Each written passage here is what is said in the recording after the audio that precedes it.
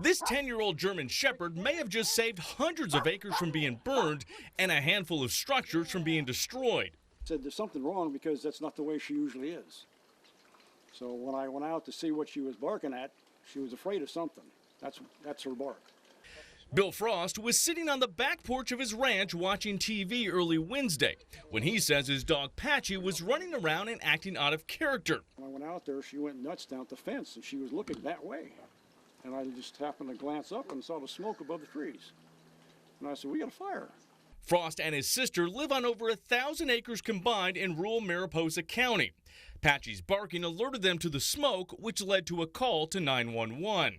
She hasn't been that forceful, and it's a different bark and whine type thing, and it's not her. I'm buying her some new food. And if she wants one of my beers, she can have one of those too. A fitting reward for a loyal dog and a job well done.